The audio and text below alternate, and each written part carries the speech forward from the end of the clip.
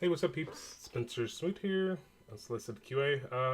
I am back, kinda. I'm gonna try to do these more often. I've taken a uh, long break, so I'm gonna do Alpha 315. It's going to we're talking about dealing with healing, and yeah, medic gameplay. So let's see, and let's go. Alpha 315 brings with it some of the biggest and most life-altering changes to hit the persistent universe since 3.0, as the core gameplay pillar introduces two new aspects essential to realizing the vision Chris Roberts once referred to as death of a spaceman. Now, for this reason, this episode focuses entirely on the addition of injury and healing, which will change the way that players live and die in the persistent universe from Alpha 315 and beyond. There's supposed to be consequence to death. Do I want to just bleed out, die? There's supposed to be a fear of death itself. It's not just a case of how I'm going to be healing myself. It's a case of who's going to come and save me if I go down. 315 is going to bring the next major step in realizing the vision that Chris Roberts had, and that is you are this lone explorer that is venturing forth into the unknown. The new mechanics and systems that we're introducing in 315 around healing and death of a spaceman introduces the risk part of that exploration. Pretty much 99% of the times where you would have died in Star Citizen before, now you go into a down state. And a down state is a unconscious, incapacitated state that allows other players to come and rescue you. But when you do come back, you may come back with a very severe injury.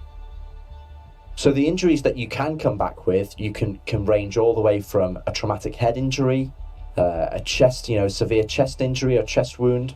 You've got broken arms, and probably the most severe is broken legs. Each injury per body part comes with different symptoms, and as you accrue more severe injuries, your symptoms increase, the severity of the symptoms increase. There. It looks good. So I mean, we've seen this in production, right? So that's what's cool about Star Citizen. We're able to see it. But also, it's like I talk about game design, and game design is all about kind of like decisions, right? Like giving players decisions in this place, in this game, and they're just giving us more decisions and more consequences. It's also about consequences too. You make a decision, you do an action, you get a consequence, right? Like that is the core gameplay functionality. Let me turn this autofocus off, actually. Right, so that's core gameplay functionality, right? Make a decision, do the action, have consequence, right? I want to walk forward, so I hit W, right? That does the action, and then the consequence is walking forward, or moving forward. Here, it's this creates a broader scope of that. So if you're out with some peeps, and you don't want to get injured because the injury takes away, right? So you have 100%. You have 100%, right? And then the injury, each time you get injured, or if you get injured, it takes away a lot of your movement, right? That's what's going to happen, or your efficiency of playing, right? So your efficiency, of walking, right? Like you can't just like this guy's limping, right? Your legs are broken, or your leg is broken, or a serious injury in that way, and it takes away your ability to walk fast, right? And that's what this system is about taking away, because like even with what's it called? Even with like arm injuries, right? It makes it so that you're less effective at shooting, right? I don't know if it actually affects flying. It could, and it probably should affect flying. Head injuries. I'm not sure what they're going to do with head injuries, but like, it's taking away some gameplay, right? Or not necessarily gameplay, but it's taking away the efficiency of that gameplay. If you get hurt, jumping out the ship, and you break your leg, right? And you just Medipin up, but like, it's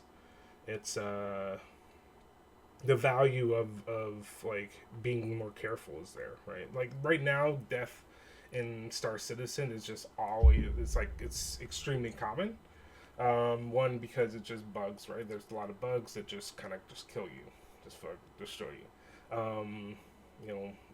And so it's going to be a little frustrating, I think, at first, because that's but they have to put this system in, right? They have to put this system in. So that's something else big. What else? Oh, it affects like what you are going to do, and then like also like the equipment that you carry, right? You usually have a Medipin, just psst, okay, cool, I'm good. Now it's going to be other the devices that we've seen in the past. There's something else, but I forgot. Here, let's continue. Head, it's mostly visual effects. So as you take injuries, your eyes sort of get very detached from your retinas and whatnot. Yeah. So he's just going through the head injury stuff. And what you can see starts to become impeded.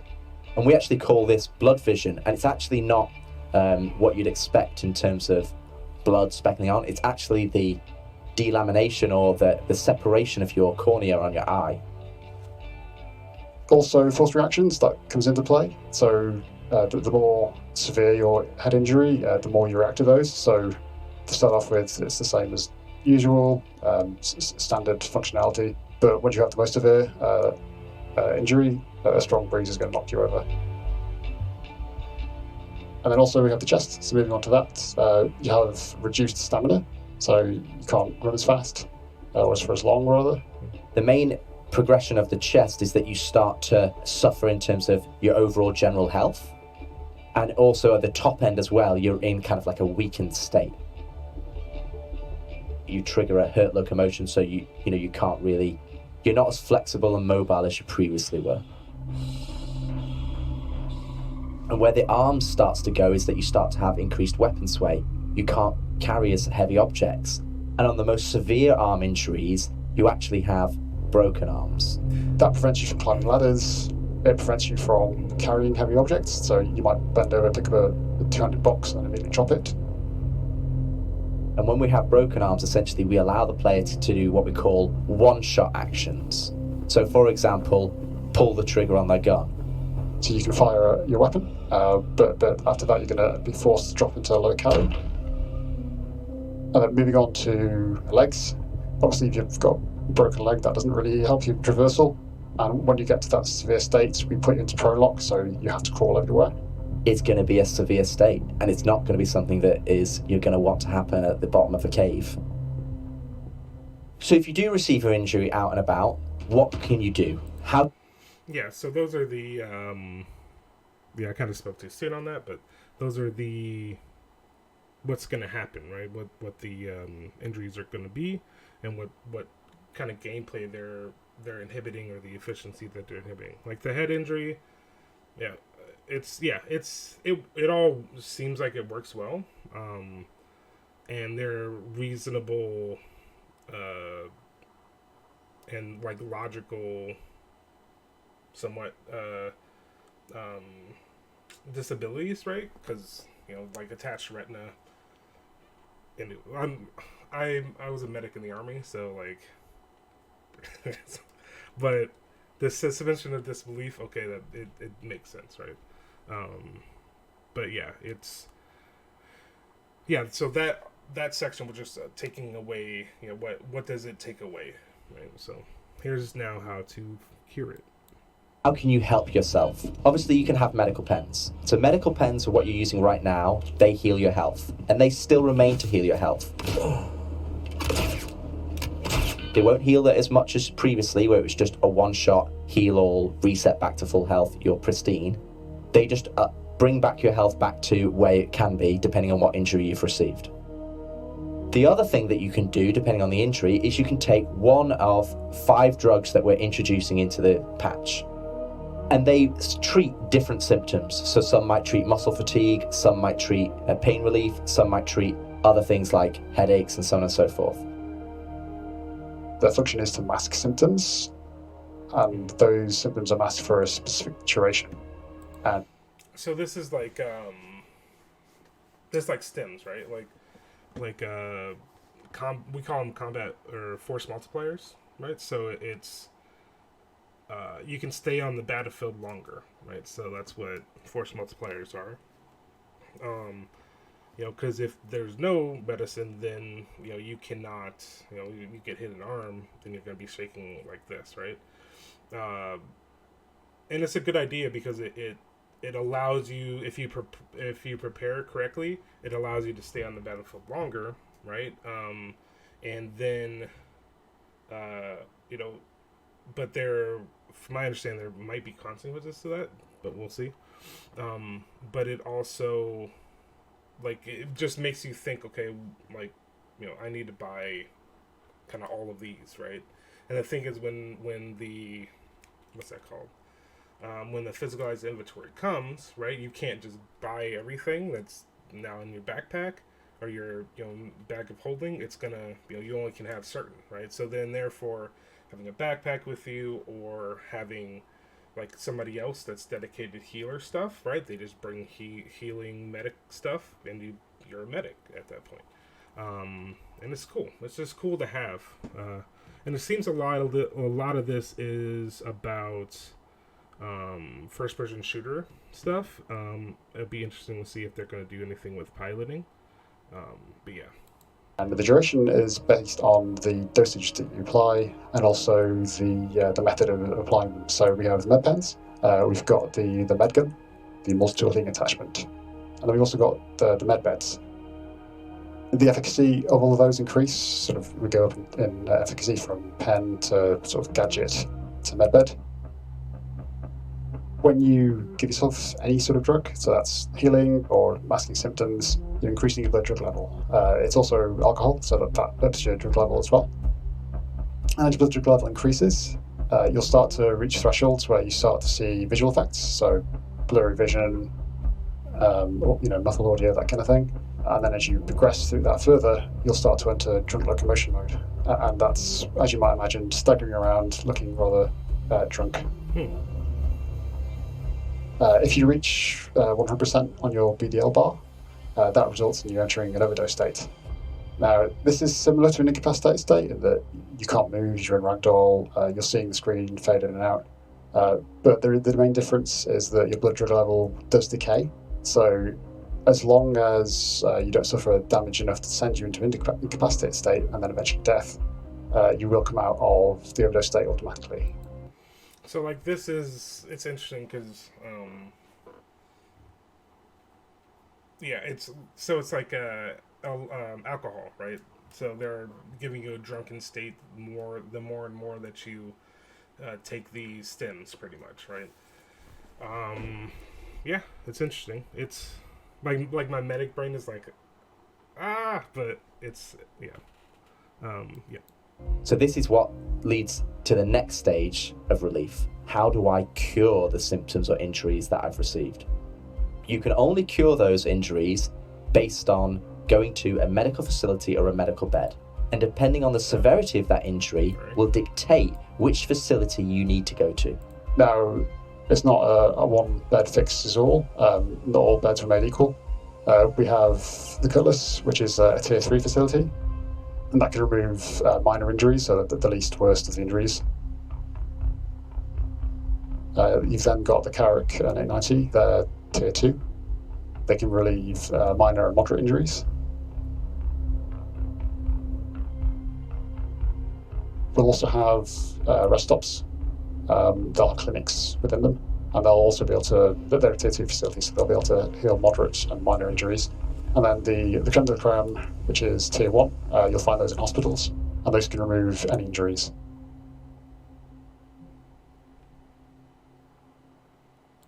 That's interesting. So, I mean, they're pushing people, like, okay, if you like think of what the results of these tiers are, they're pushing people towards like having a carrick, having an ambulance with you, right, or a cuddy red with you, and they're pushing you towards like civilization, right? They're pushing you towards what's it called? There's just the cities, right? The big cities. Every city, every big city that you can land at, like has these tier 1 facilities or tier 3, whichever. But it's just interesting. Like, what's interesting, I think about is like pirates, right? Like, does Grimhex have a hospital? I'm not sure, but that's what, like, if we look at the broad spectrum or broad picture of this game, what are the player pirates gonna do, right? Like, where they're gonna be, I mean, there's gonna be more places, obviously, that they're gonna put in, but it's like, it's giving more, like, this gives more like actual feeling of gameplay for the pirates, right? Because if you're a pirate, you're out like by yourself. You can't really, like, you don't have civilization to help you. You're ragtag, friggin' kill people and take their stuff and all that stuff, and you don't have a place to really call. Like, you have places for harbor, but it just kind of takes you away a lot more. It's just interesting because it's kind of, I'm seeing how the pirate, or red or whatever call them, like, people are, like, what kind of gameplay they're going to have, right? Because it's also about food. Like, food comes from, mostly safe places. Water, or drinking, or water, right? That stuff comes from mostly safe places, right? And you going and you hijacking or taking that cargo, right? Or, you might have some people that smuggle stuff to you and stuff like that. But then, like, with medical treatment and this technology, right? This technology is in the big cities, but, what are you going to do? So it's just interesting to really think about and see, like, how on the edge of society these player killers or pirates are going to be, right? I don't know. I mean, they're just called PvPers at this time, but they'll get a, like, like a UO had PKs, like player killers, right? That are reds and stuff. Anyway, so it's just interesting to see. So we've talked downstate, we've talked injuries, and we've talked treatment. But what happens when the worst occurs and you die? So previously, or currently, you respawn in HAB. That's out the window now. Now you respawn in Medbed. There's numerous locations that have Medbeds. So that's hospitals, that's clinics, Carrick, 890. Those are the ships that you can respawn in, at least the coalition can't. Your default respawn location is actually set as your home location. So when you log in now on 315, you'll be asked to choose your home residence. This home residence will become your home regeneration point. And this is what the main area that you have will be dictated to that hospital. If a landing zone has a hospital associated with it, then that hospital will become your main regeneration point. If you choose a landing zone that doesn't have a hospital associated with it right now for 315, but will do in the future, it will associate the nearest hospital to that landing zone. And you will be given that information before you log in, and you have to confirm that. If you die and your regeneration point is not available, so for example, you set your regeneration point inside your Carrick and you're flying your Carrick and your Carrick blows up, you will then regenerate at your home resident. So that is the original hospital location that you spawned at. when you are incapacitated, before you fully die and regenerate, you will have a significant period of time to wait it out for people to be able to come and rescue you. Now, clearly, if you've taken a severe amount of damage, that time is going to be less. And if you've taken a moderate amount of damage, that time is going to be greater. But we're talking, in the half an hour, 2-hour range where, there should be plenty of time for somebody to come and rescue. Clearly, if somebody's there still damaging you while you're in the down state, they can essentially coup de grace you, they can execute you, and you will be forced to regenerate. But we are giving the player enough opportunity to try and wait it out. If players don't want to wait it out, and that is their choice, then they can choose to regenerate immediately. And the one thing that we do want to call out is if you do regenerate, then you will leave behind all of your items and gear that's on you right now, but we can talk about that next week. So we still have a significant amount of actor status related gameplay that is going to come later, but this is just to let people know that, we're going to put this out, understand, measure, get feedback, and then shape it into something that is what everybody wants, that what we want it to be, that is this true vision of Star Citizen. So this is just the next step, but it is a big one. So what did we learn this week? Well, we learned that the daily cycle of death and respawn is changing to healing and injury. The new treatment options mean new gameplay opportunities for field medics and the like. And that when you do die, the impact will be felt greater than before because of inventory changes we'll be discussing next week.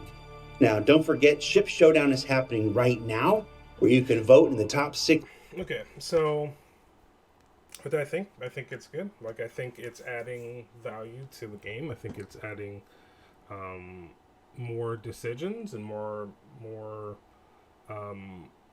thought that goes into playing. Right now, you could just backspace. Right? Okay, well, you can kind of use backspace as traveling, right? Even though recently you've been losing your gear, and I don't know if that's actually I don't know if that's a bug or if that's actually put in. But it looks good. It seems very, very, it just adds more value, right? It adds more value. You think more, things like that. They don't have they didn't say anything about being able to apply medicine to people, but they did at the end kind of talk about having somebody come and save you. So I'm assuming people can apply medicine to you now, and we'll see. It's gonna be, it's gonna be buggy. Well, it might. We'll see. But yeah, I'm excited. I'm excited for it. I'm not I'm not gonna be a medic in the game, right? I'm not gonna, I want to do industry type stuff, but it seems really cool. So, what else? Yeah, it's just the things that the more that they add, the more you can kind of see the game kind of forming around it. We have the core game now, the core loops. And then now just adding features, right? Adding features, and I think we're going to kind of get into a golden age of features being added. They did change their philosophy of adding stuff to the PTU. By they said they're going to put stuff into Squadron 42 first, and then once that's in Squadron 42, then they're going to create or shift it to multiplayer PTU stuff, right? Is that right? PTU, private public test server or public test universe, whatever.